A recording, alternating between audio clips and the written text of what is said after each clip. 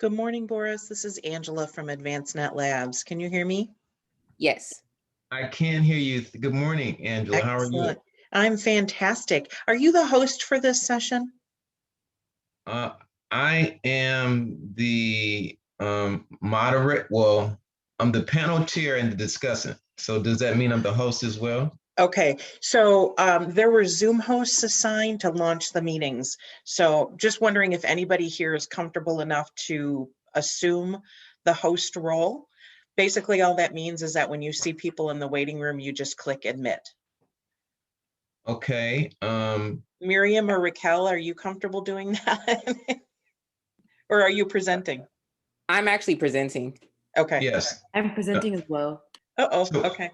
considering Miriam and Raquel are presenting, I can also assume the role of managing the Zoom to allow people to enter. Okay. Now, So when you say people enter, are you talking about presenters, or are you talking presenters about and attendees, anybody who comes, you'll see a little pop-up on your screen that says so-and-so has entered the waiting room. And then you either click admit or don't admit. So when you're ready to go, you click admit for everybody. Okay. So I'm about to change you to host. Your screen may flicker a little bit. And so you are going to be on to assist us in the event of any technicalities. Am I correct? I can come back in if you need me. I'm actually going and starting all of the rooms, and there are 8 sessions going on. So I needed to pass you host so that I could go on to another room. Okay. But I'll be back if you need me. Okay, now let me just, before you go, Okay. During the training, there was a mentioning of exchanging phone numbers in the event that something were to happen. Are we supposed to do that? Well, since you're all on, I think you're fine. I mean, it's people, unless you're expecting more presenters, but you all seem fine. If you want to try your video and make sure everybody's video works.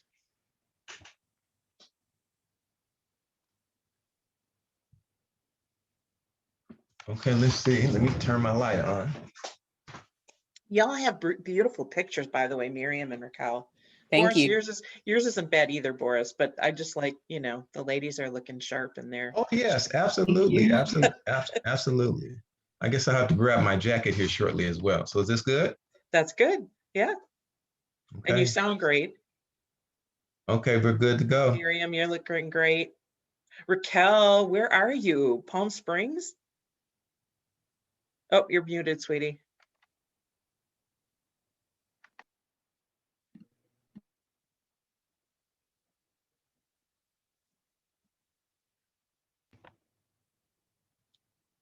I think we're good to go. I think Miriam is still muted, maybe.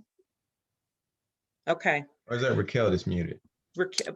Hi, yes, I'm sorry. You asked me where I was. I was muted before. That was the background I used for LMU. Nice, nice.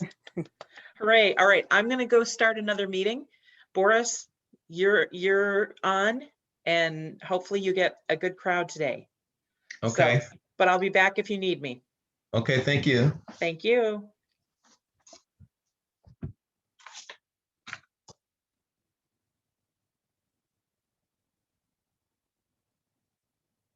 So Raquel and Miriam, I guess what we'll do is it's 7:50. Well, it said I have 7:54. So what we'll do is we'll wait about 6 minutes, and then at 8 o'clock we'll probably get started. Okay. At the very latest, 8:05. Give people 5 minutes. So this is going to be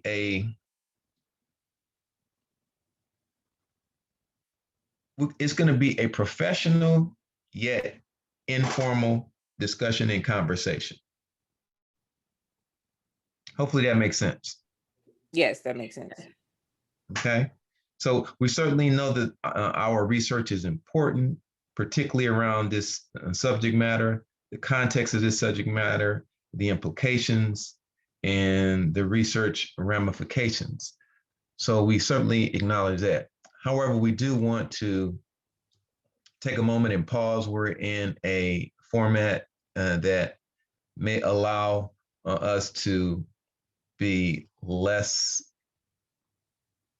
wedded to our regular and or shall I say normal presentation formats. So you can be relaxed and move forward accordingly. And certainly that's what we'll anticipate and look forward to. So with that, I'll give you all a couple of minutes to get yourselves together, and I'll get back in here at 8 o'clock and we'll get started there. We'll wait about 5 minutes and then get started there officially at 8:05. Now for me, there's going to be times when I have my, I'm going to have video on and video off at different times. Hopefully that will not create any problems or issues. I'm going to grab a jacket and get started. Sounds good. I'm gonna Okay, run to the restroom really quick, but I'll get back. Okay, perfect.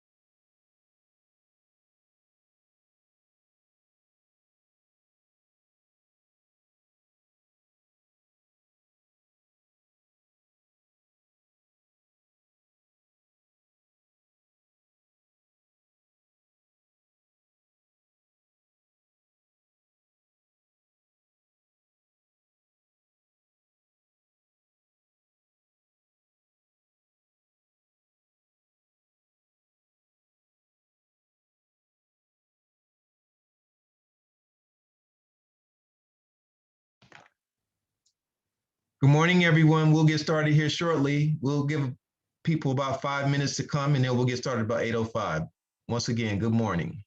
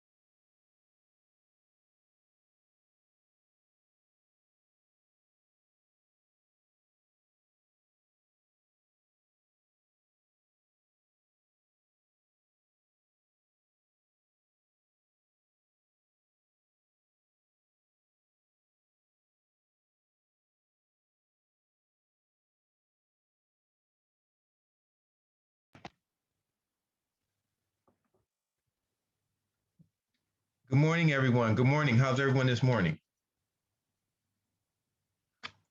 Looks like, let me see, waiting room.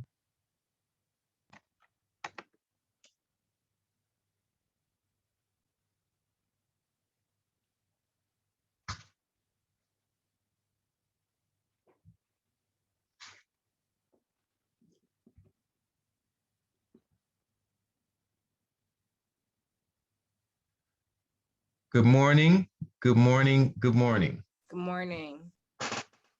Good morning. We're going to get started.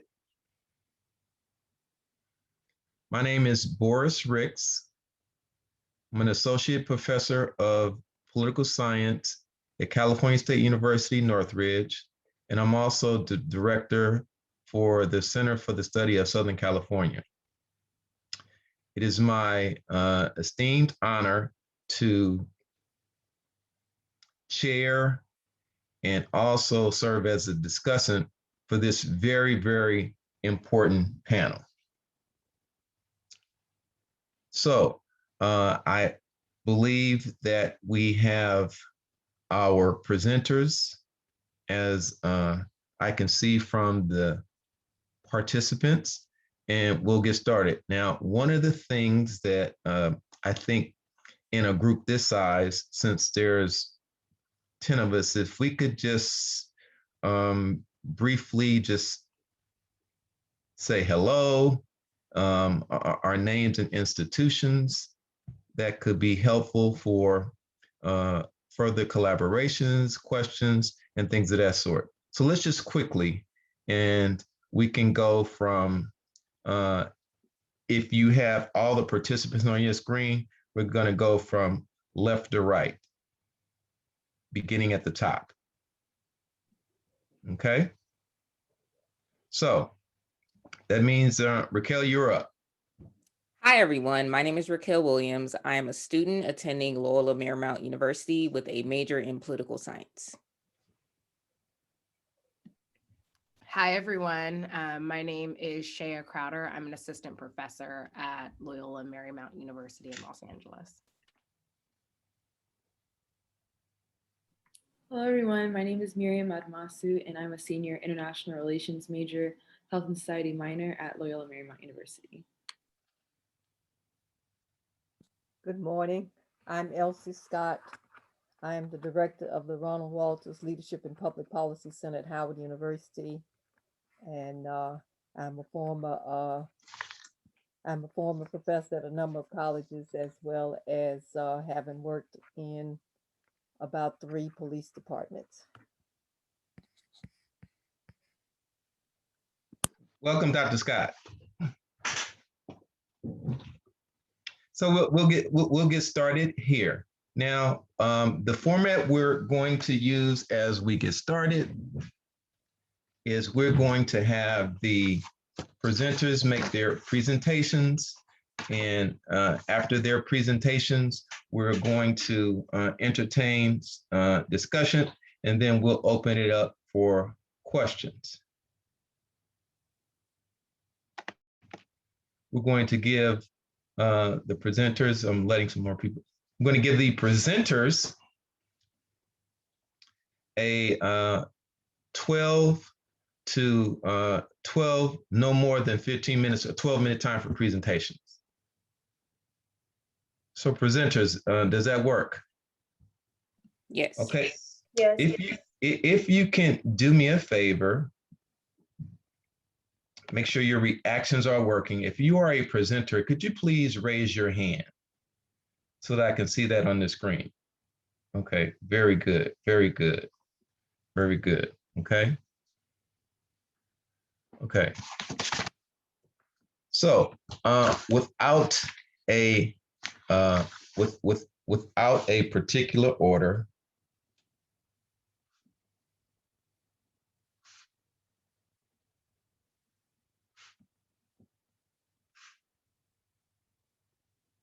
we're going to get started, and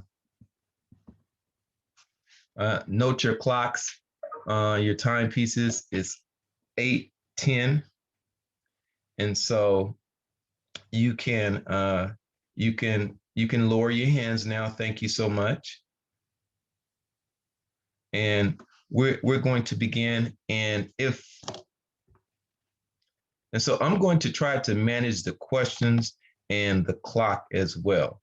Now, if I could get someone to volunteer to manage the clock with me, that would be great. So what that would mean is about a minute or two before the end of the presentation, if you could just send me a message in chat to say a minute or two, and we can take it from there.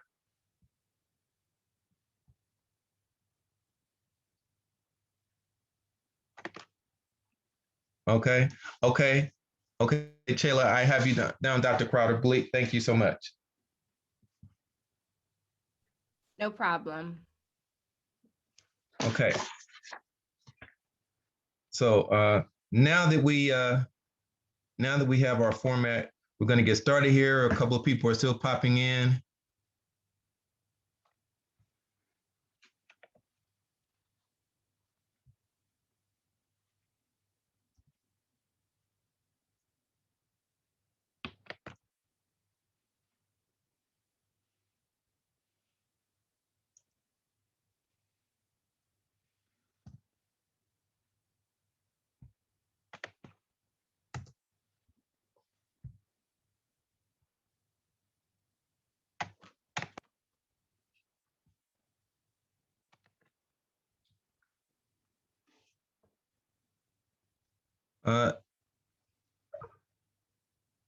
Dr. Owens, would you like to introduce yourself? You're one of the participants who's popped in post introductions. Welcome.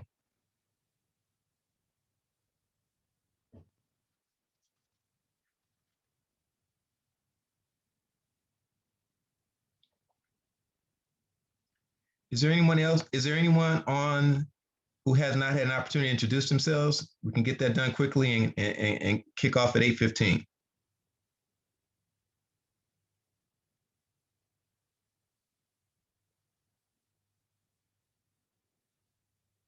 Okay, so we don't want to take any more time. Okay. So with that, thank you, Dr. With that, we're going to begin with. We have a group of undergraduate students, and Raquel, I don't know if you are the lead presenter in this, but I have you down as getting started or going first. Yes, I'm actually doing an individual research, and the rest of my colleagues are as well. So there is no particular leader. We all have our individual research. Okay, so individual projects, Raquel, I have you down first. So if you can give us your title, begin your talk, that would be great. Okay, perfect. Let me first share my screen.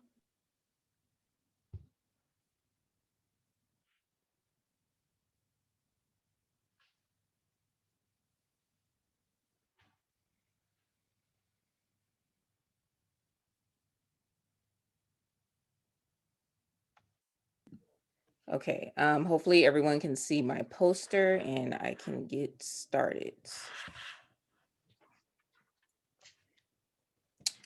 Okay, so I'll reintroduce myself. Hi, everyone. My name is Raquel Williams, and I attend Loyola Marymount University.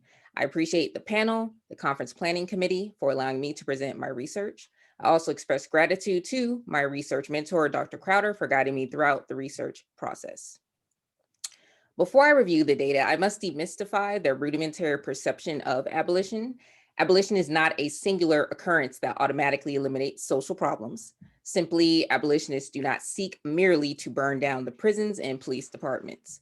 Abolition is an arduous and continuous process that requires immense strategization and innovation.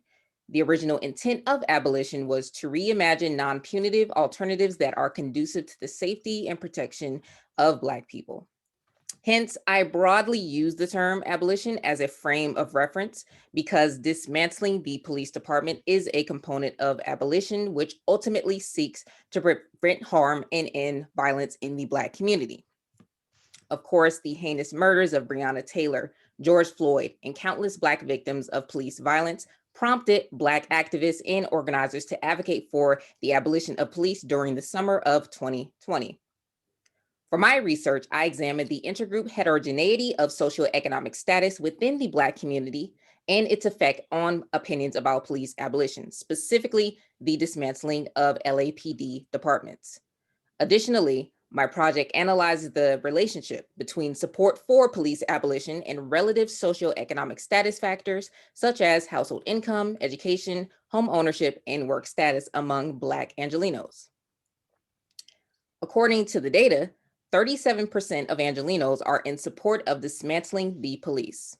After disaggregating the data by race and household income, 60% of Black Angelenos who have a household income between the range of $40,000 and $100,000 are in support of dismantling the police, whereas 1/3 of Black Angelenos who have a household income below $40,000 are in support of dismantling the police. Regarding education level, half of Black Angelenos who receive their high school diploma are not in support of dismantling the police, while only 9% of Black Angelenos with a postgraduate degree are in support of dismantling the police. In fact, 90% of Black Angelenos with a postgraduate degree are not in support of dismantling the police. With respect to home ownership, half of Black Angelenos who rent a home are in support of dismantling the police. Similarly, half of Black Angelenos who own a home are in support of it. Now, what is the theme? My initial interpretation is that Black Angelenos with a higher socioeconomic status are more likely to oppose dismantling the police, while Black Angelenos who seemingly belong to the middle class are more likely to support dismantling the police. Yet, the fundamental theme is the complex nuances that exist within the data. Currently, there is no definitive explanation to elucidate the differentiation between opinions of police abolition. In order to effectively examine these differences, more questions must be asked and other factors must be considered.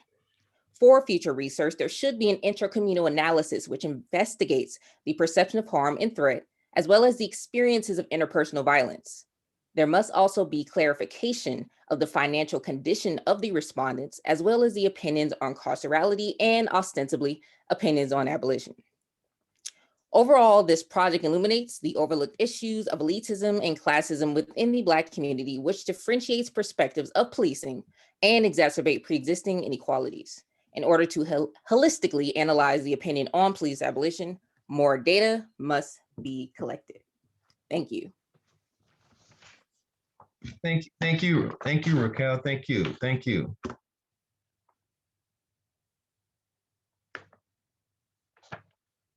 Shall I stop sharing my screen or would you prefer me to leave this poster up? If you can leave the poster up for maybe another 30 seconds. Okay. Then we can move on to the next presentation. Thank you so much.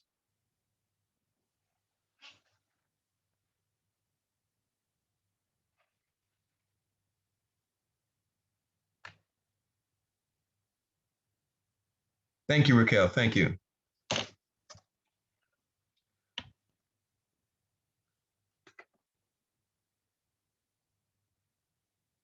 Okay, the next presentation, I have Bethlehem. Is that you next? Yes, I'll be co-presenting with Danae. Okay. Bethlehem and Danae.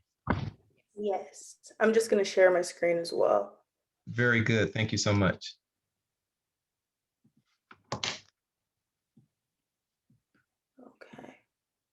Can everyone see that? Yes. So hello, everyone. My name is Bethlehem Gebeo, and I am a political science major at Loyola Marymount University in Los Angeles, California.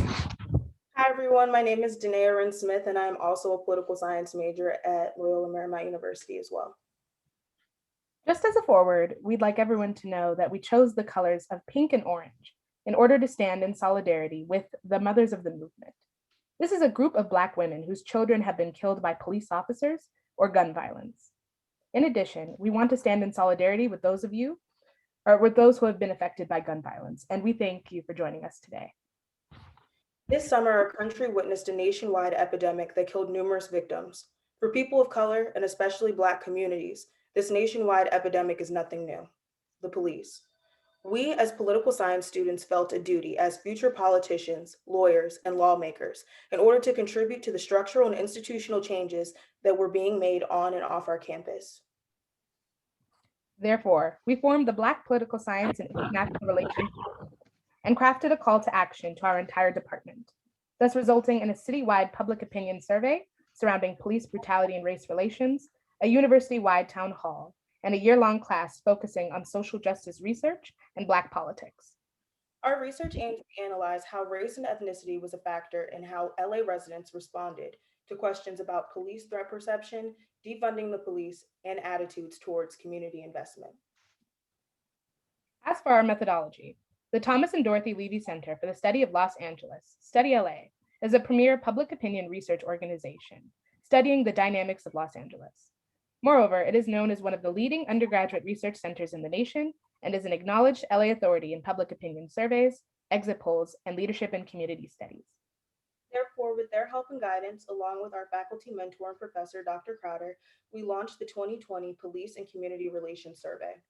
From August 21st to October 25th, our survey queried 1,753 adult LA residents through 20-minute telephone interviews, online surveys, as well as face-to-face interviews in multiple languages, including English, Spanish, Mandarin, and Korean.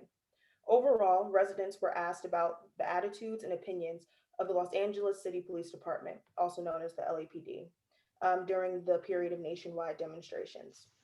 And now I am going to pass it off to Beth to talk about our findings within police threat perception. So looking at our results, the mission of the LAPD should be to serve and protect the people of Los Angeles. However, many of the people the LAPD is supposed to be serving and protecting actually responded they believe the police perceive them as a threat. More than half of Black Los Angeles residents feel the police perceive them as a threat. When we looked at gender, we saw that approximately 6 out of 10 Black men and 5 out of 10 Black women feel seen as a threat by the police. Next, we saw that over a quarter of Latino and Latina Los Angeles residents feel the police perceive them as a threat. Looking at gender, this was equivalent to 3 out of 10 men and women. In contrast from our earlier statistics, only 13% of Asian and white Los Angeles residents feel the LAPD perceive them as a threat. This meant only 2 out of 10 white men and women, as well as 2 out of 10 Asian men and women, in contrast to at least half of Black Los Angeles residents surveyed. We see here that while our data reports only a quarter of LA residents feel the LAPD perceive them as a threat as a whole, through analyzing race and ethnicity, we see a bigger picture. Minorities are more likely to respond that they are targeted. In continuation, we also found that while more than half of LA residents believe the LAPD is protecting people like them, race and ethnicity also tell a different story.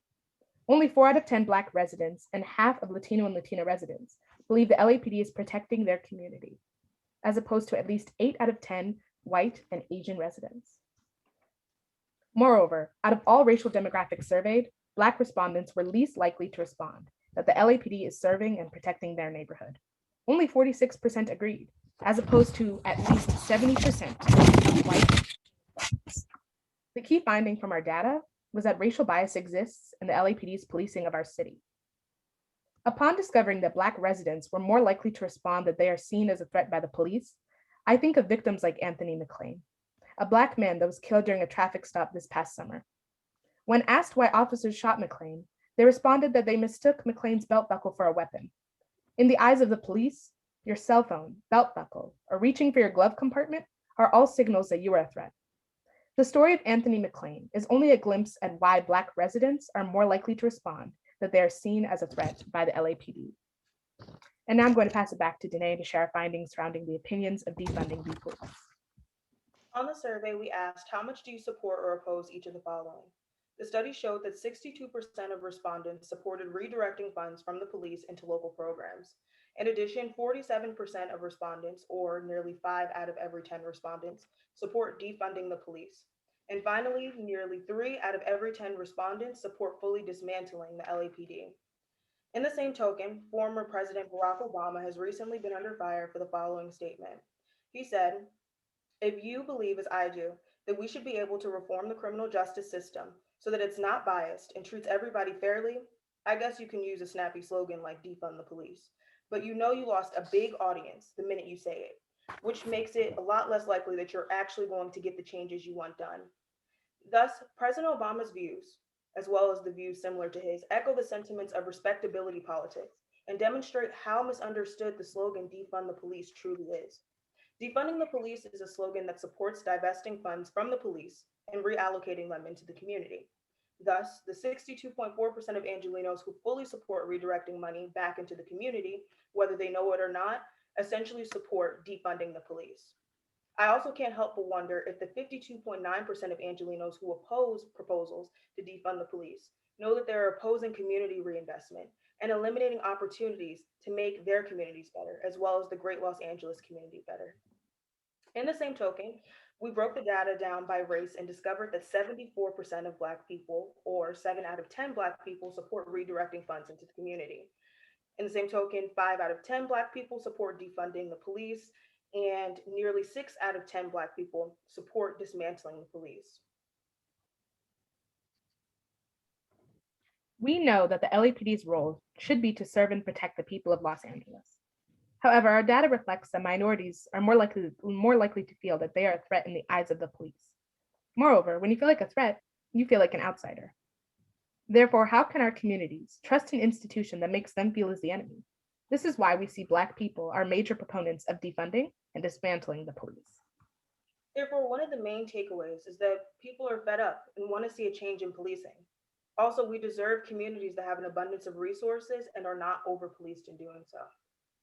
And this is why, overall, nearly 1 out of 3 Angelenos are willing to reimagine policing in a new way by supporting dismantling the police. Thus, Beth and I encourage us all to spend time researching 3 words: defund the police, and to truly understand the nuances hidden behind the slogan. As our Black lives are at stake, the Los Angeles community is at stake, and the nation is at stake. Thank you. Thank you, thank you, thank you, Beth and Danae. Absolutely, thank you so much. So, Should I stop sharing my screen? please, thank you.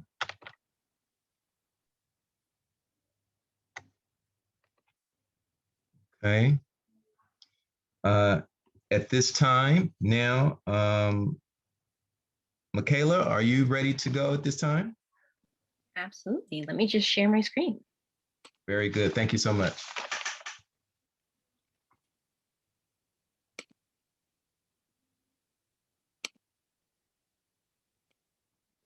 All right. Can everyone see that? Perfect. All right. Hello, everyone. My name is Michaela Gingrey, and today I will be presenting the packaging of police reform and the role of identity politics. Following the murder of George Floyd, the call for police reform has reached an apex. However, the call for police reform is nothing new, but the packaging of police reform and how one supports that based on their race, gender, and political affiliation is determined on where they are guided. This research was in partnership with the Study LA Public Opinion Survey on Police and Community Relations, which was conducted in the fall of 2020 with a margin of error of 3%. Specifically, I looked into my research question by looking at police reform from 2 perspectives. The first perspective is the defunding of the police, which can be more accurately defined as the divesting of police into community. The second perspective is the unarmed model of crisis response, which would redirect policing calls, or specifically policing funds, in different ways, such as domestic violence calls, mental health calls that would specifically go to psychologists or mental health professionals. Specifically, I examined the results from a Black feminist theory perspective by elevating the idea of intersectionality and the prominent role that it plays in our lives. Before we dive into the fissures of how that breaks down on race, gender, and political lines, we'd like to look at the data from a more holistic perspective. As you can see, there was an overwhelming percent of people that supported the unarmed model of crisis response, with around 80%. However, when we look at the defunding of the police, you see more of a split and contention in that force. Then, as we move into the police reform on racial lines, you can see, as no surprise, that Black respondents are more in support of defunding the police. Specifically, Black respondents are 18% more likely to support defunding of the police compared to the white counterparts. However, we begin to see that gap shrinking when we look at support for the unarmed model of crisis response, where white respondents are 9% less likely to support the unarmed model of crisis response compared to Black respondents. One explanation of this difference is that the unarmed model of crisis response is very specific to mental health. And mental health, as we all know, is an issue that definitely impacts anyone regardless of race or gender. However, when you look at defunding of police, it has become very much seen as politicized and compartmentalized as a Black issue. And so that could be an explanation of why you see white respondents not particularly supporting or connecting with that. Moving on to the influence of gender, we can see that overall opinions between Black men and Black women are quite similar. However, specifically, when you look farther into Black women are 31% more likely to support the unarmed model of crisis response compared to the defunding of the police. And then when you look at defunding between men and women, Black men are 5% more likely to support the defunding of police compared to Black women. That's very small, but a slight difference. And then perhaps the most stark difference can be found within the influence of political ideology. Black liberals are 25% more likely to support the unarmed model of crisis response compared to Black conservatives.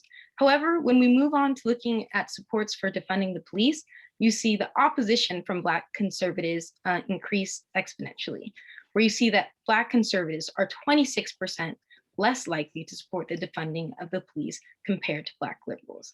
This point is incredibly important because it shows that one's political ideology really takes the forefront in one's political opinions.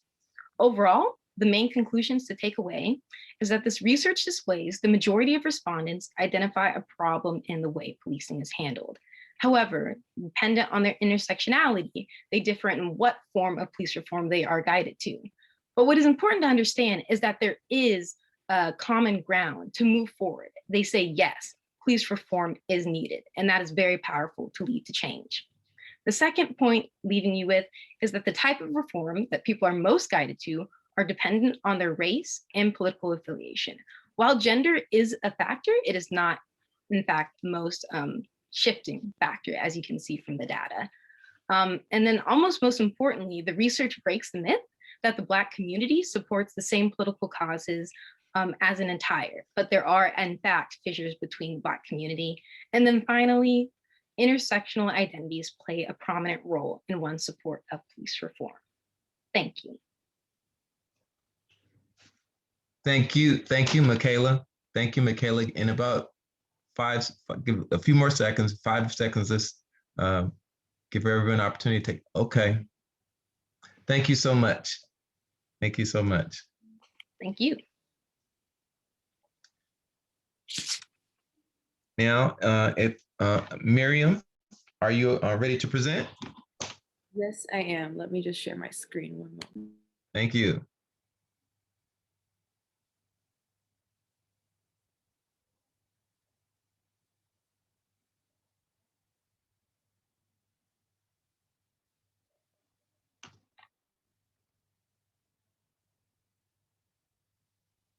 Okay. Everyone can see it? Yes. One moment. So hello, everyone. My name is Miriam Admasu, and I'm a senior at LMU. I just want to say thank you to the participants here today, and a special thank you to my faculty mentor, Dr. Crowder. I'll be presenting on public opinion on non-police alternative emergency responses in Los Angeles. The relationship between the police and the community persists as a salient issue in the United States. Through the murders of numerous Black people over countless years, we've seen that all too often, when people call the police, these calls end in unnecessary Black death and are ultimately a catalyst for modern-day slavery through the carceral state. Countless interactions between community members and the police, however, have raised the question, are the police fit to handle every emergency call? In my research, I wanted to look deeper into alternative emergency responses and see where Angelenos stood, and also look at factors that affect this. This brings us to the research question. Are Angelenos who have had personal experiences with the police more likely to support alternative emergency responses than those who have not? Does this differ by race and gender? To help understand this, I will utilize data from the Study of Los Angeles 2020 Police and Community Relations Survey, in which 1,753 adult Angelenos were surveyed through mixed mode public opinion. I specifically used survey questions that look at Angelenos' preference as to who should respond to different types of emergency calls. And I also will consider other survey questions that address experiences with LAPD. When looking at the findings, I found that Black and Latina Angelenos are less likely than their white and Asian counterparts to elect teams of only LAPD officers to respond to emergency calls.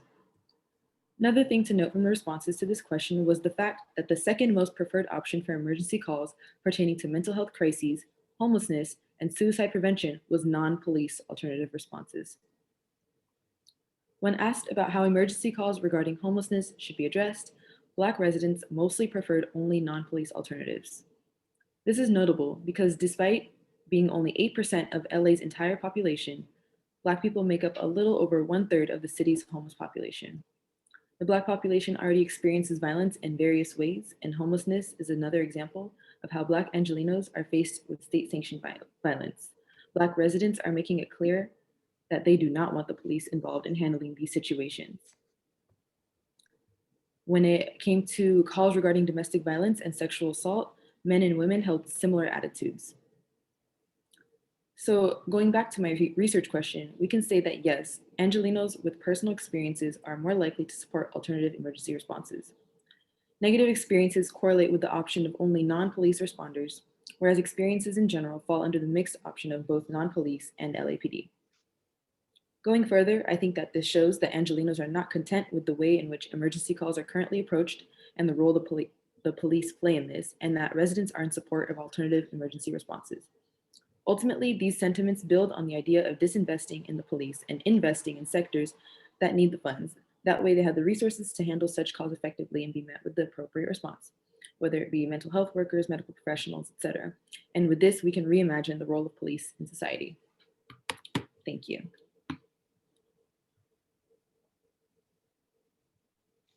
Thank you. Thank you.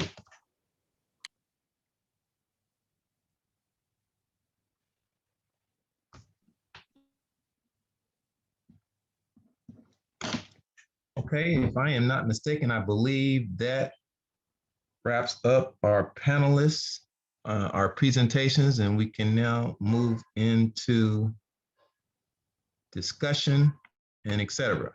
Discussion and questions.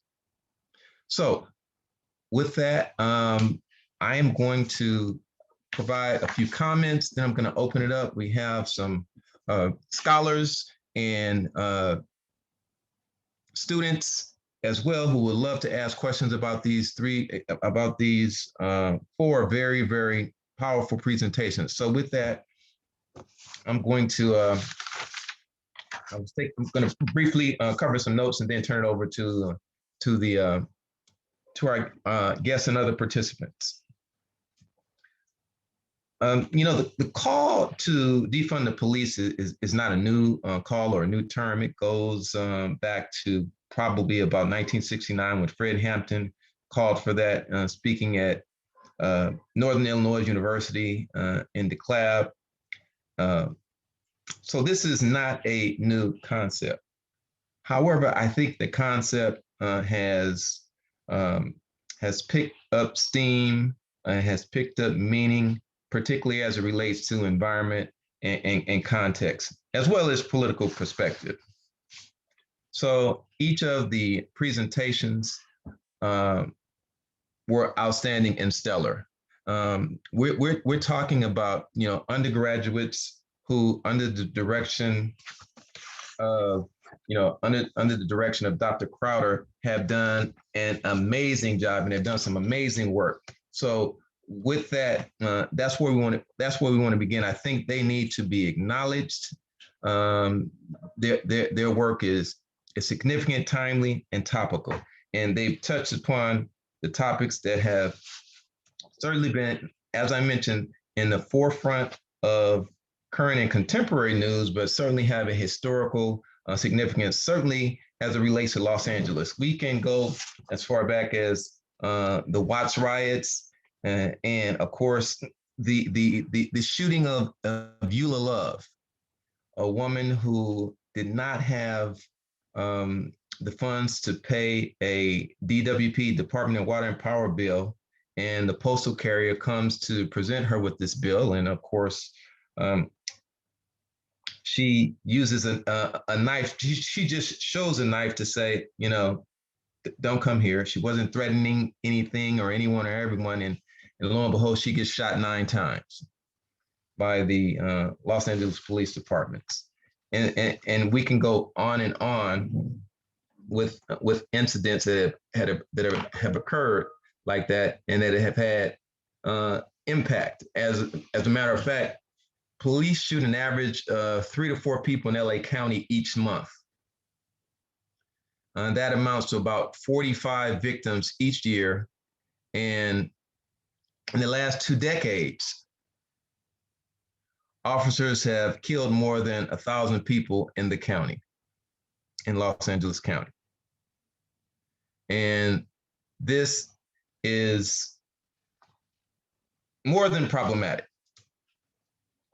So as we take the aforementioned presentations in the context, we must ask the questions about abolition, defunding, reimagining. What do these terms mean? Does their intersectionality provoke us to do something that we have not done before? Does it allow for us to see something we haven't seen before? Or are we having the same recurring dream and or nightmare? What does this mean? Well, we know that in Los Angeles, the protests to reform, defund, and or dismantle, abolish, has helped to reduce the funding the mayor has afforded the Los Angeles Police Department, a department of about 10,000 officers. So I don't want to go on very much longer, because I would love to get the comments from some of the scholars and that we have on the Zoom. So again, what does defund the police really mean? It's not a new term. It goes back for quite some time. Does the current and contemporary context give us greater meaning or greater impact, and et cetera? And what does that mean in terms of social justice reform? Okay, with that, I'm going to stop and allow any questions. I'm going to ask if in fact you have a question and you would like to ask that question, if you could just go into if you could just raise your hand. And then as you can raise your hand, and there's a feature on the screen. If you go into reactions, you can raise your hand, and that way we can get an idea of who has questions, so we can make sure everyone's question is entertained. Okay. So I saw Dr. Scott raise her hand first, and so I don't see any other hands. Dr. Scott actually physically raised her hand. So again, if you can either physically raise your hand or go into the reactions and raise your hand. So with that, Dr. Scott. I want to thank the students for their presentation and thank Dr. Crowder for your leadership. I am impressed with what I heard today, and I'm wishing I had arranged to bring my students on, because I'm teaching a course this semester in special topics in public administration and public policy, and we are focusing exclusively on the police. One of the topics we've covered has been defund the police. And Barr, you raised some interesting points So I don't know whether I have a question, it's more comments about the research, because I've been researching the police for 40 years. I wrote my doctoral dissertation at area, so I wish I had gotten started as undergrads like you did. I didn't get started till I got to graduate school and decided to write about the police. Now, most recently, when the George Floyd case happened, I sat down and spent some time thinking about what's different this time. And because having been through so many police murders over the last 40 years, it just seemed like we go through this cycle. You have a murder, community gets upset, you go and demonstrate, and you put demands on the city. The city answers a few, and then you go back to business as usual. And even though defund the police is not a new term, it's new, I think, in terms of more mainstream uh, mainstream people in the community. It was considered something from the radicals. I think now you're having more middle class people that are talking about defund the police, and we need to make some adjustments in the city budgets in order to bring about these changes. So I think, I'm glad you all are doing research, because I think it will be helpful to community organizations to see your research. One of the things that one of the questions I had, I think it was Michaela's, when you talked about Black conservatives, is there a definition of what you mean by Black conservative people? What were your measures in terms of defining the difference between them and, I think you like liberals? I'm not sure what the other term was. Yes, the difference between Black liberals and Black conservatives was pretty straightforward in whether or not the respondent was registered as a Democrat or a Republican. So it was on those lines. Okay. And then the other thing, I wish you could go deeper in defining unarmed models of crisis response. Would that just be mental health professionals in terms of these unarmed models? And then, as you know, a lot of police departments move toward, starting with Memphis, Tennessee, they move toward pairing police with social workers in order to do some of these mental health responses. But there are still a lot of killings. So, is there a best practice model in terms of whether the mental health profession should be a separate division that's separated from the police department, and they would get called on the crisis calls? And what would determine whether an unarmed group would go out as opposed to an armed group? Because in many of these cases, the person has a weapon, and that's one of the reasons why they send the police to those situations. But we do know that in most of these cases, in all these cases, really the family is not expecting their family member to get killed. As a result, they're just trying to get the family member calmed down. So, we need to do more research in terms of whether there is the possibility, my phone would ring, whether there is the possibility of using unarmed people in situations where there are arms involved. And then the other thing I wanted to bring up, we started looking at unarmed responses. At the same time, in the United States, citizens are arming themselves much more than before. And so how do we deal with that? Can we tie this into the gun control movement, where you're trying to get people to reduce the amount of citizens that have arms? Because that's one of the reasons why I think some people in the Black community may not support defunding the police, because they feel like that's the only person they have to call when they are confronted by people with weapons. And more people are arming themselves. And so even you have the police, probably, as I talk to some police officers, they're more concerned about their safety now because they feel like everybody out here is armed. So they assume that everybody's armed once they come to your house, once they stop you in a car.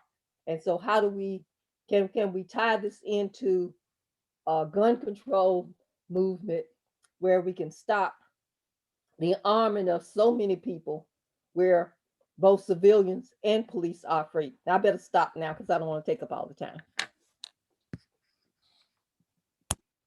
Yes, I think just in response to the unarmed model of crisis response, I think it is a stepping stone to have mental health professionals accompany police officers. But then again, when you look at funding, can there be a mental health professional in every single patrol car? And will police officers act right in the moment when there are eyes on them, but what happens when they're not in the car? And so I think going in long term to having specifically a team of mental health professionals that respond to whether they be domestic violence calls or specifically if someone is in the middle of a mental health crisis, that might be a way to alleviate some of the concerns as a Black person. I want to help my family member that's going through this trauma and have the relief and knowing that it's going to be someone that is trained to actually help my family member. So I definitely think it's helpful in that terms. And I think what you brought up about citizens arming themselves is very interesting because when you look at the groups of people that have decided to take up arms, when you actually look at white people, you see like the Proud Boys that are stepping up and like saying, we're going to take up arms. So I think it's interesting, like, who are the police concerned of having guns in the cars? So thank you for all those questions and comments. Okay. Okay. Oh, well, I was just going to say, just like as a two finger on Dr. Scott's question, for Miriam, since you kind of looked specifically at these unarmed models of crisis response, I know that there were like 3 different response options that people could select. And I'm wondering kind of what differences you saw in terms of what people preferred when it came to unarmed responses.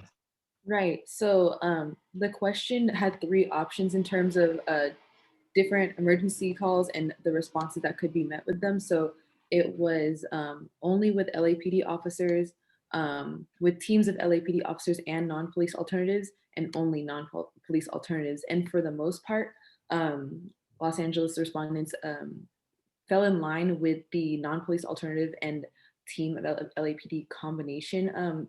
So that second option, and not really just solely LAPD officers.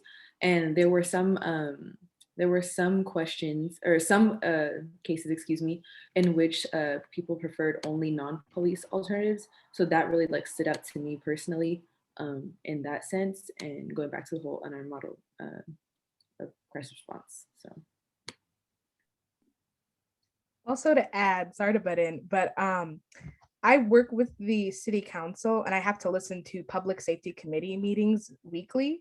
And last week we were talking about this, and something that shocked a lot of council members and listeners was that in each bureau in Los Angeles, only 1 officer is accompanied by a mental health professional. And when there is a call that is due to a mental health crisis, the current response time for an officer that is trained and accompanied by a mental health professional is 44 minutes. So from the initial call to when officers that are trained and accompanied by a mental health professional arrive to the scene, it's almost 1 hour, which is a significant reason why these situations escalate to the point of violence, because officers, there's not enough training going into these programs of unarmed models of crisis responses and mental health professionals. And one thing that they're really asking for is we need more funding so we can train these officers and send more professionals out there so it doesn't take an hour for someone to receive the help that they need. So I think that's another thing that should be brought up into the discussion as well. Okay, I have Ify.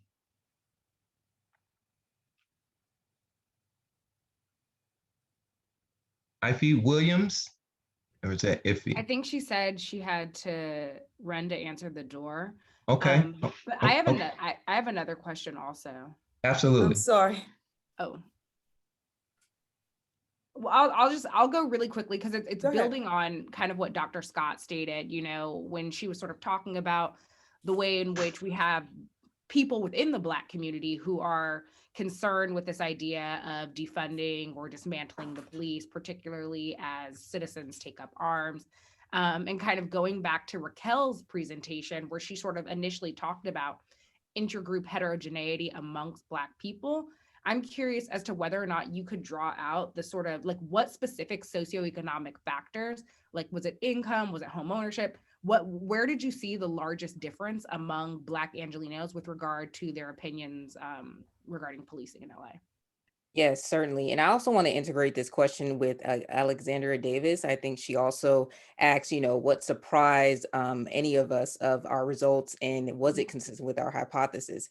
Honestly, I was quite surprised by the education. The fact that 90% of Black Angelenos with a postgraduate degree are not in support of dismantling the police. That reminds me of a lot of the socialization of carcerality, right? So law enforcement in and of itself is not independent of society. In education, especially for those who are more educated, you see that there is a differentiation in the perspectives of policing. One that, has the traditional perspective. There needs to be more protecting of communities, and especially in the Black community, there's this monolithic perception that, in Black communities, there's lots of crime, right? And, I think on the other side, there are those who are abolitionists, those who have a different reconceptualization of that perception and say, this is not of being the cause of policing, right? That there's more of a, dissemination, right, of the stereotypes of Black communities, right? Again, as everyone has just discussed, this use of force, this unnecessary use of force, the aggression tactics, incarceration, criminalization, that is always pinpointed to Black identities.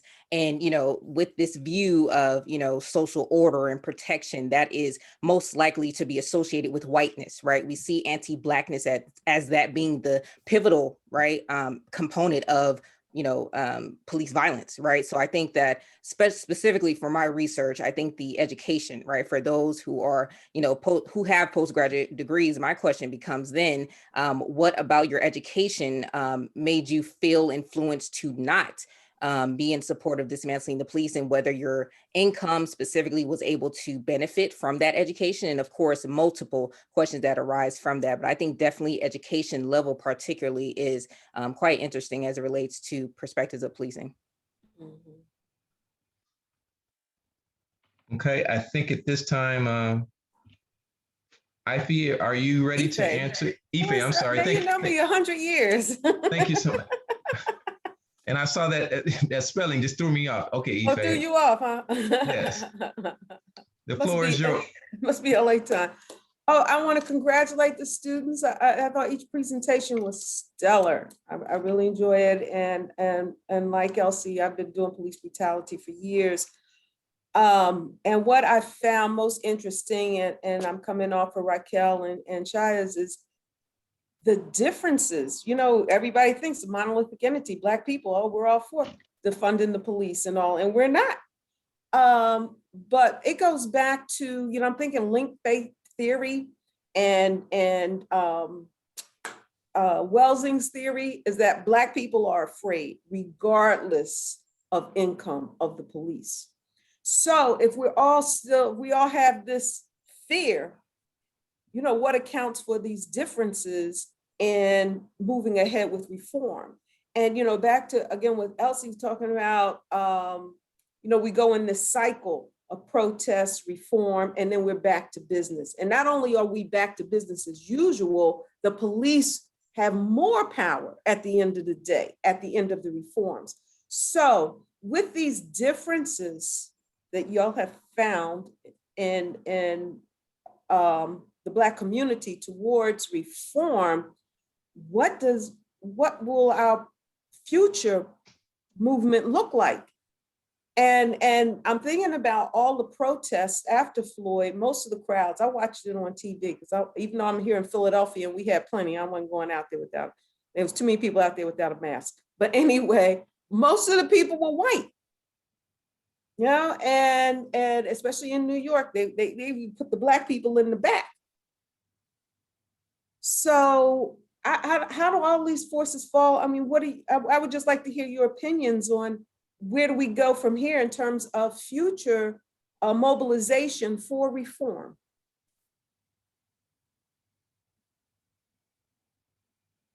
Everybody's looking at me.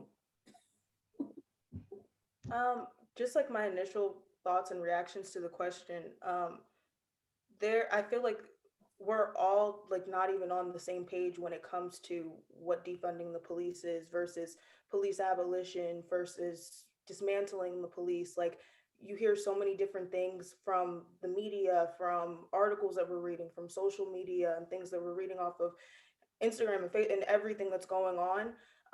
So something that's, I think, that needs to happen before like everybody starts to mobilize and starts to sort of create, you know, like a new movement and go off of this, is we all need to get on the same page and sort of realize like what is the definition, what is at the core of defunding the police, what is at the core of dismantling the police, what is at the core of community reinvestment. And I think that once we get on that page and we realize that there's a lot of similarities between people who are saying, oh, I want more money for I want more money for, localities and programs and things of that nature.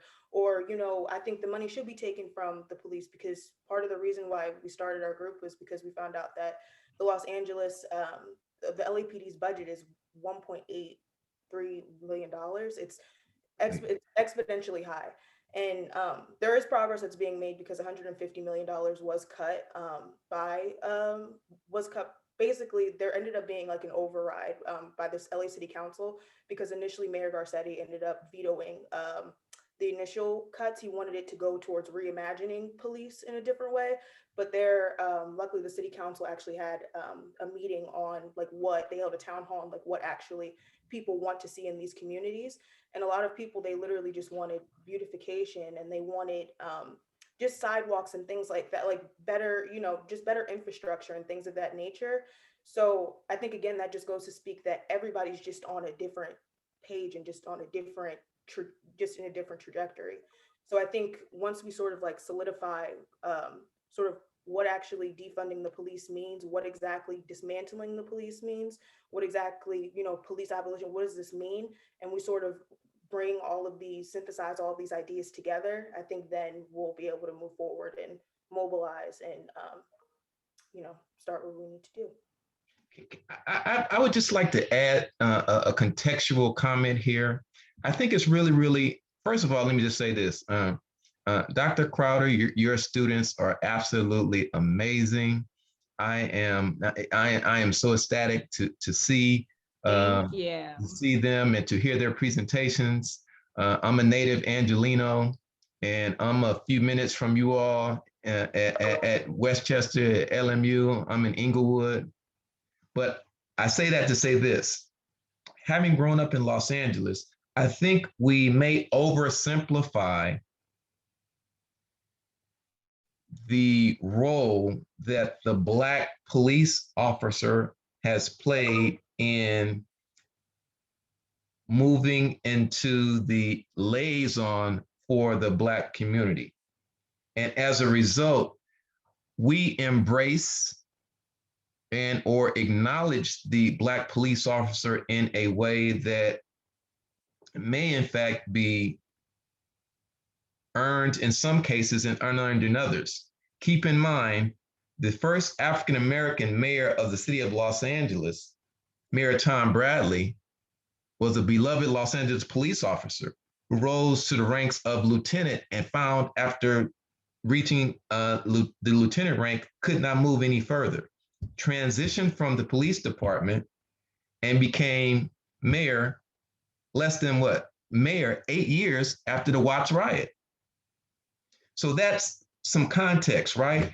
And when we look at the migration patterns, when those move from Texas and Louisiana to the West in search of employment opportunities and et cetera, some of the first employment opportunities, or some of the more robust employment opportunities in California in general and Los Angeles specifically, were LAPD officer, teacher, MTA, Metropolitan Transit Authority, bus driver, et cetera, right? And this helped to transition their families into the middle class. So it becomes very, very perplexing or fraught, shall I say, for some who have a police officer in their family. They understand the role that that job played for their community, their family members, and et cetera. And by the same charge, they also see that, the problem they're in. The problem they're in. So I think that's probably why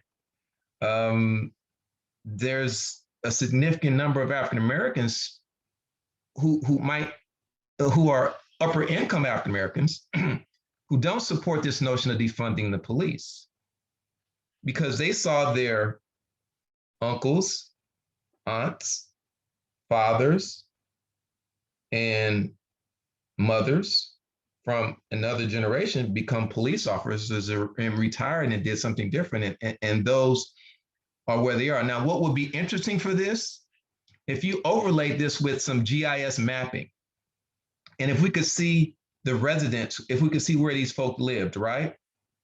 Yeah, and they do have that data. And I think that tells another story, where folk live, their connection to the community, and their impact in the community, and whether or not residing in a community should be a requirement for policing within that community. Because of course, this is something that has been discussed and bandied around. So I'm not going to do too much more talking, but I think that's really, really important to take to take a look at, right? And not only after Bradley, we still ended up with two African American police chiefs, Bernard Parks and Willie Williams. So this identification is a powerful identification. So that could confound things for African American public opinion about police in Los Angeles. And I'll stop there. And you got Willie from Philly. And Willie came, exactly. He Willie came from Philly. And the other thing, that was his nickname too, Willie from Philly. Yep, you got Willie from Philly. And the other thing is, our mayor now, we have a Black woman police commissioner. And she's on a campaign trying to convince the Black community not to support defunding the police.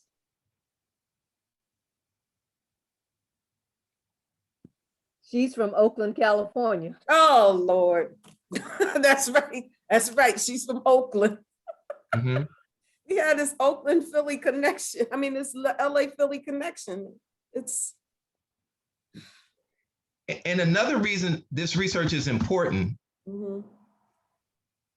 the LAPD is the exemplary police department model in the country.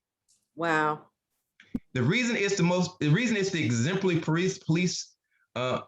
police model in the country is that LA is a city that's over 480 square miles, and we have a police department of 10,000, less than 10,000. New York's police department is 4 times larger than the city of Los Angeles. New York's police department is a little less than 40,000. So the question becomes, how does LA police a city with as many square miles as Los Angeles, with a police force 1/4 the size of New York? And that's where and then to piggyback on the point you were making, where you were like, okay, Bradley, Bernard Parks, Willie Williams. So and also to brag on my students a little bit here, they've presented to a couple of members of city council, but they also, in one of their presentations, Police Commissioner Dale Bonner attended, who is also Black. Yeah. And so we're kind of seeing this. I think he's a former police officer as well. Yes. I think he might be a former police officer as well. Yes. Yeah. So we're seeing history just kind of continuously repeat itself in the city of Los Angeles. And so I think it also kind of goes to Dr. Williams' question of like, okay, we've got this pattern that is sort of like, that continuous, and sort of where do we go from here? How do we break the chain? Or, 15 years from now, are we going to be having the same conversation? Yeah, that's very important, Dr. Crowder. And the reason I mentioned that we have to watch LA, because it becomes an exemplary model, because where LA goes, the nation follows. And that's where we need to be very, very careful. Right.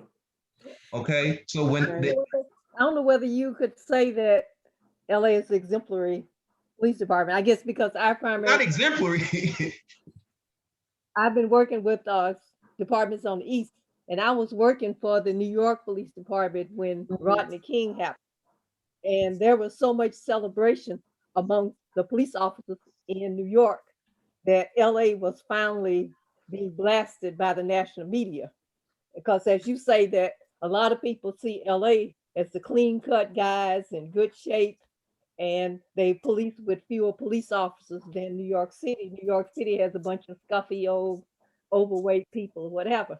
And so I remember Lee Brown was the police commissioner at that time, and we had a meeting that morning, and everybody's celebrating about what has happened to LA, that they finally got caught with beating somebody. And Lee Brown said, well, don't celebrate because all it takes is one or two bad apples to really make the whole department look bad. He said, so we have people in the New York Police Department that are going to do the same thing. And tomorrow morning, we may find New York on the front page. He said, so we need to look at how we fix our systems rather than celebrate that LA has finally gotten caught beating somebody. Right, and they consult each other because with the move bombing in Philadelphia in '85, it was the LAPD who came in and suggested the incendiary device to be dropped. and let me just go on record here. I by no means suggest that the LAPD is a clean police department. Keep in mind, I grew up in LA. But what I do want to say, what I do want to say is this: when I say exemplary model, I mean the model for paramilitary equipment, paramilitary tactics, paramilitary approaches. Keep in mind, the LAPD gave us what we know as SWAT. So that's what I mean when I say that. I say you have to watch because the tactics, the practices, the policies, and the approaches that the LAPD uses are being embraced by other departments around the country. And that is a scary model to use, right? That's a scary approach. Hey, this is Marion Orr. Hello. I enjoyed this. The presentation was just outstanding. The students did a great job. Boris, I guess I have one question.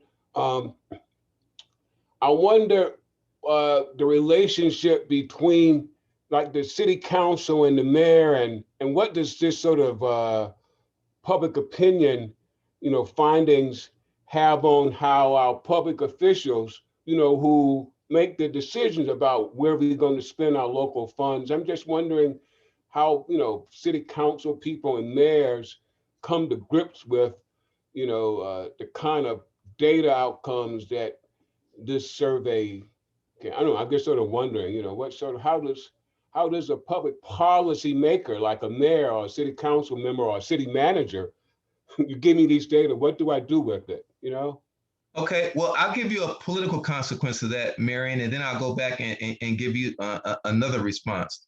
A political consequence is that in Los Angeles County, the Los Angeles County had a board of supervisors race. So to be give you a little bit of history about a board of supervisors, we're talking about a 5-person body that's responsible for 10 million people. A 5-person body is responsible for 10 million people. These representatives have more power than any other representative in the country. 2 million people in a district, Marion, is larger than some state populations. So let me just say this. The candidate that was endorsed by the LAPD, Herb Wesson, who was a beloved African-American male politician, who was by all means and all indications the front runner. And by the way, was also endorsed by Black Lives Matter LA co-founder, Dr. Melina Abdullah. However, the candidate who was in opposition to the police union. The candidate that was in opposition to police union, Holly Mitchell, a Black woman who was said to be a long shot, did not have any endorsements. In Los Angeles politics in the Black community is all about endorsements. Guess what happened? Guess who won? Well, the candidate who was not endorsed by the police union won. So what that says to me, Marion, is the police union in Los Angeles, which is one of the more powerful unions, which is part of the LA County Federation, which is one of the things that that activists are trying to get them removed from the LA County Federation, because they're one of the more powerful police unions in the nation. This suggests to me that we're seeing a different view from constituents. That, along with the Mayor Eric Garcetti, reducing the police budget, says to me that police reform in Los Angeles is going to transpire one way or another. Now, the intersection of the Los Angeles Police Commission, the Los Angeles City Council, and the mayor problematizes that in terms of local government. Because as you know, we have a strong council, weak mayor, weak mayor system, right? So that can be challenging as it relates to what? Reform. Okay, so I still want to know from the students, what I'm the city councilman, what should I do with this data? I'm just still sort of thinking, how does I come to a policy decision about what to do with this? That's all. And I just want, anybody else want to chime in? One thing I'll add is that when Mayor Eric Garcetti wanted to go in a different route as far as utilizing the money from the police department, the city council, for the first time, I want to say 10 years, don't put me on the record for that, but at least I think 10 years, the city council vetoed the mayor's action. And this is very rare. The council usually follows after what Mayor Eric Garcetti does. They don't want to cause any rifts or tides, but the community was so angry that this was happening. The council did, have to cave into that pressure to their constituents. So I think when council members are able to not take the route that they usually do and actually listen to their constituents, we can move towards a different idea of what police reform looks like.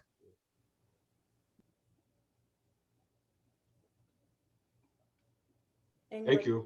Oh, sorry. Going off of that too, like I found it really, I mentioned it earlier, but I found it really kind of beneficial how they held a town hall, and they held up multiple town halls, specifically asking the residents, what do they want? What do you want to see? Because if you simply, for instance, there's discrepancies between what the mayor reimagines LA versus what the people, the constituents actually want when it comes to LA.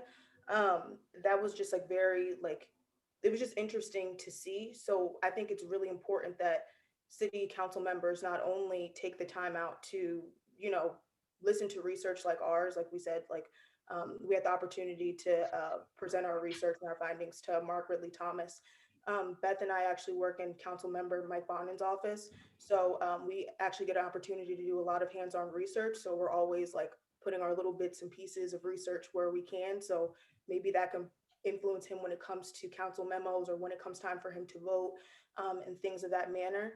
But I think that the LS, there's more room, in my opinion, from what I've seen and what I've observed when being in the office. I think that there's more room when it comes to direct communication with constituents, especially now when we're online and there's Zoom, and you can have 200, 300, 400 people and constituents literally tell you, what do I want? Because if it was left up to Mayor Garcetti, that literally the money, from what we've learned, the money literally would have just went to reimagining what the LAPD looks like. And what does that mean? What is reimagining? Where's the money going to? When people are like, I don't have, proper sanitation. My sidewalks, I can't even walk on my sidewalks. And this is what I personally want. And this is how I see, this is how I want to redirect the funds to the community.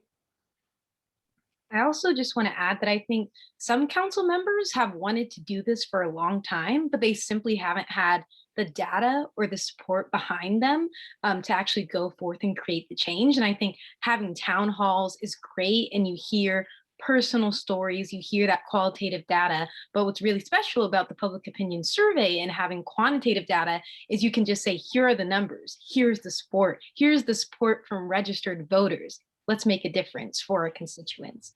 So that's how I think data can be really powerful. Great, keep it up. Wonderful research, you all. Great. Okay, so it's about 9:20. We've probably been at this about an hour and 15 minutes. So are there any other last comments? If there are not any other last comments, I would like to make one. And I think that this is really, really an undercurrent that we may or may not take into consideration. One of the things about Los Angeles City Council that is really impactful is we have a 15-member council, right? And this 15-member council we have is represented by 3 African Americans. And 3 out of 15, as you know, is 20%. So guess what? 20% of the council is African American, 20%. What is the African American population in the city of Los Angeles? 8-9%. So African Americans are overrepresented in the legislative body in the city of Los Angeles and have been since 1961. Uninterrupted. Uninterrupted.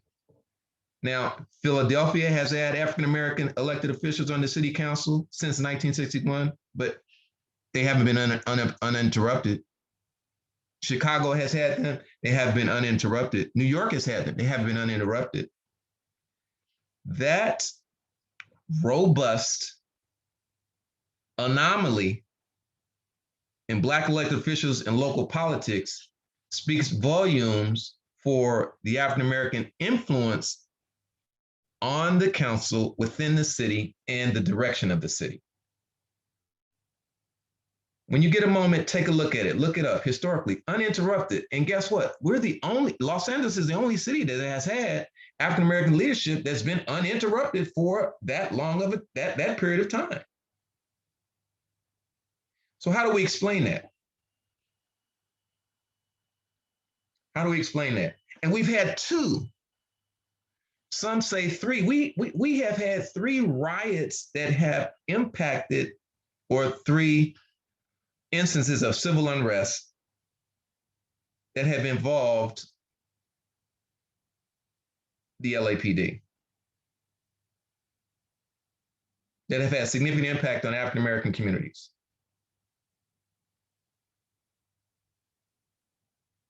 However, we've maintained this electoral leadership and its presence on the council that is unwavering.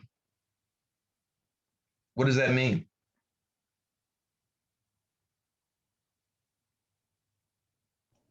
And then we're probably going to see some changes as it relates to responses to the not only the local police, LAPD, but also the LA County Sheriff's Department in Los Angeles.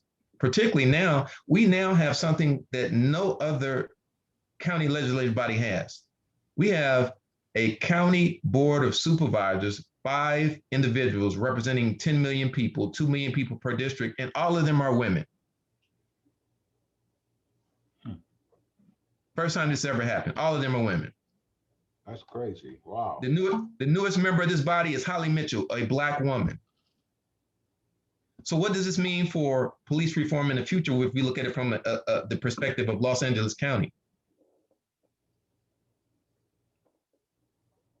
Unfortunately, both the city and the county law enforcement agencies are under scrutiny right now, and rightfully so. Yeah, there was an article in the New York Times a few weeks ago, maybe a few months ago, about the power of the unions and the legislation, the fact that they have all of these things written into the legislation that really makes it really hard to make real reform. So I think part of what we have to really get into is looking at these the politics around police unions and their contracts.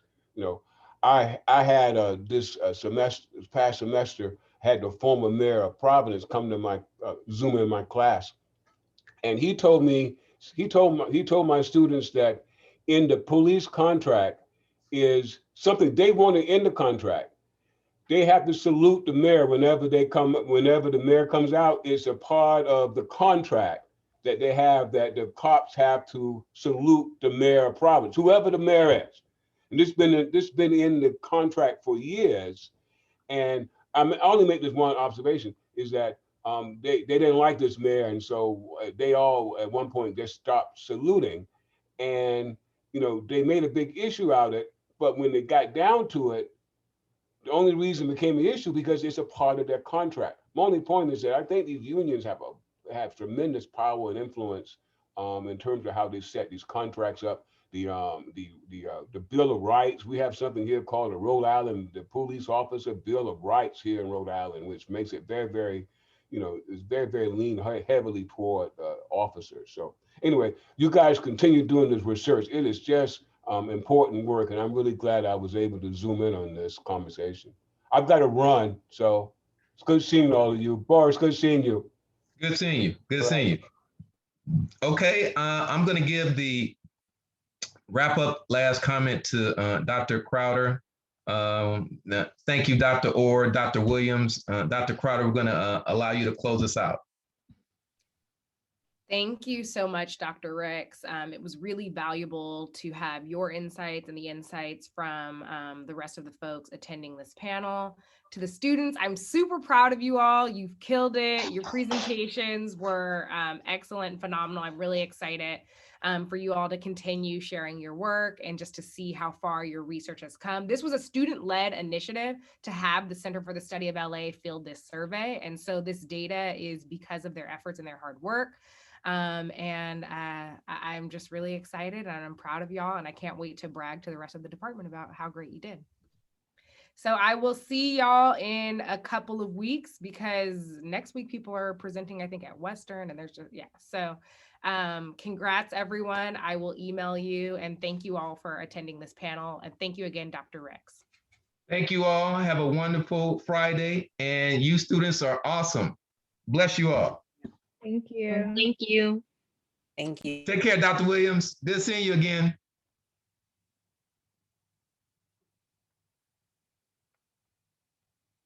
That was good, Doc. Yeah, it was good, wasn't it? Man, that was it. Yeah, it was good stuff, man. It was good seeing you, brother. It's good to see you too, Pat. You hanging in there? Yeah, man, they keeping a brother busy, brother. Well, stay busy, man. Let's get caught up. All right, my brother. All right, take care.